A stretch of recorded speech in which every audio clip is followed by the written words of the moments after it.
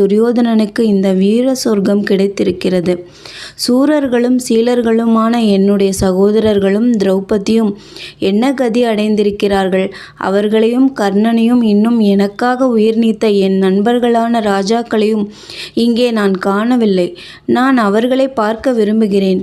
விராடனையும் துருபதனையும் திருஷ்டகேதுவையும் பாஞ்சால குமாரன் சிகண்டியையும் திரௌபதியின் புத்திரர்களையும் சூரன் அபிமன்யுவையும் பார்க்க விரும்புகிறேன். அவர்கள் இங்கே என் கண்ணுக்கு தென்படவில்லையே.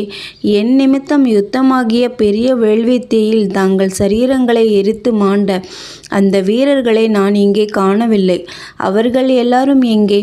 அவர்கள் இருக்கும் இடத்தில் வசிக்க விரும்புகிறேன். என் தாய் குந்தி கர்ணனுக்கு ஜலதர்ப்பணம் செய் என்றாள். அதை நினைக்கும் பொழுது இப்போது எனக்கு துக்கம் மேலிடுகிறது. கர்ணன் யார் என்பதை நான் அறியாமல் என்னால் சாகடிக்கப்பட்டான். அவனையும் பார்க்க விரும்புகிறேன். எனக்கு உயிரை காட்டிலும் பிரியமான பீமனையும் தேவராஜனுக்கு ஒப்பான அர்ஜுனனையும் நகுல சகாதேவர்களையும் எப்போதும் தர்மநெறியில் நின்றவளான பிரிய பாஞ்சாலியையும் பார்க்க விரும்புகிறேன். இந்த இடத்தில் இருக்க எனக்கு உண்மையில் முடியவில்லை. பக்கத்தில் பிராதாக்கள் இல்லாமல் நான் ஸ்வர்க்கத்தில் இருந்து என்ன பயன்? அவர்கள் எங்கே இருக்கிறார்களோ அதுதான் ஸ்வர்க்கம். இது ஸ்வர்க்கம் அல்ல என்பது என் கருத்து என்று சொன்னான்.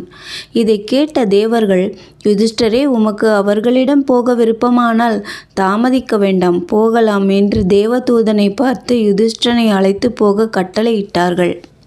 முன்னால் தேவதூதனும் பின்னால் யுதிஷ்டனுமாக போனார்கள். போன மார்க்கத்தில் இருள் சூழ்ந்து கொண்டது. ஓரளவு கண்ணுக்கு தெரிந்ததெல்லாம் பயங்கரமாக இருந்தது. வழியெல்லாம் மாமிசமும் உதிரமும் கலந்த சேரும் பிணங்களும் எலும்புகளும் மயிரும் நாற்புறங்களிலும் கிடந்தன. எங்கும் புழுக்கள். சகிக்க முடியாத துர்நாற்றம் வீசிற்று.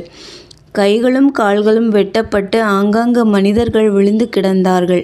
இதையெல்லாம் பார்த்த தர்மாத்மாவான யுதிஷ்டனுக்கு ஒன்றும் விளங்கவில்லை. பலவாறாக ஆலோசனை செய்து கொண்டே போனான். இந்த மார்க்கத்தில் எவ்வளவு தூரம் போக வேண்டும்?